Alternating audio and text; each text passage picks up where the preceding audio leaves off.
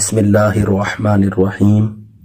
حضرت سواد بن قارب اپنا واقعہ بیان کرتے ہیں کہ زمانہ جاہلیت میں ایک جن سے میری دوستی تھی۔ وہ آنے والی باتوں کی خبر مجھے بتاتا تھا، میں لوگوں کو بتا دیا کرتا تھا۔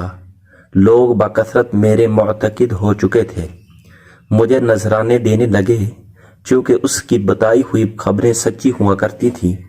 ایک مرتبہ میں سو رہا تھا کہ اس جن نے آ کر مجھے جگایا اور کہنے لگا کہ اٹھ، ہوش میں آ، اور تجھ میں کچھ مادہ ہے تو سمجھ لے کہ لوئی بن غالب کی اولاد میں سے ایک نبی پیدا ہوئے ہیں۔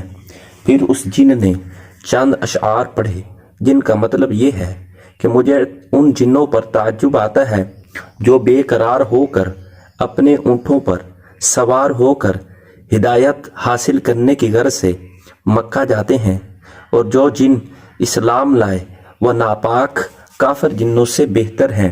سو تجھے بھی اس سردار عرب کی طرف آنکھیں اٹھانی چاہیے اور بنو ہاشم کے اس سردار کی طرف سفر کرنا چاہیے۔ سواد بن قارب کہتے ہیں کہ میں وہ اشعار سن کر رات بھر بے قرار اور بے چین رہا۔ دوسری رات کو بھی اس جن نے آ کر مجھے جگایا، اسی طرح کے اشعار پڑھے۔ تیسری رات بھی یہی واقعہ پیش آیا۔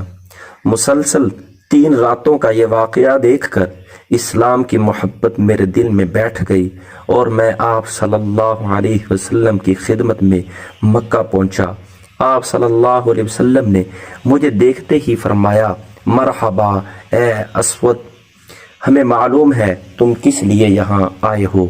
میں نے عرض کی کہ اللہ کے رسول صلی اللہ علیہ وسلم، آپ کی تعریف میں چند اشعار میں نے عرض کی ہیں، پہلے وہ آپ اشعار سن لیں۔ آپ صلی اللہ علیہ وسلم کا حکم پا کر سواد نے اپنا قصیدہ نعتیہ پڑھ کر سنایا۔ اس قصیدے کے آخری شعر کا مطلب یہ ہے کہ اللہ کے رسول صلی اللہ علیہ وسلم، اس دن کے لیے آپ میری شفاعت کرنے والے ہو جائیں جس دن کوئی کسی کا شفیع نہیں اور کوئی نفع پہنچانے والا نہ ہوگا۔ عربی میں وہ آخری شعر یہ ہے، وَلَكِنْ لِي شَفِيعًا يَوْمًا لَا ذُو شَفَاعَةٍ سِوَاكَ بِمُغْنٍ عَنْ سَوَادِ بْنِ قَارِبٍ۔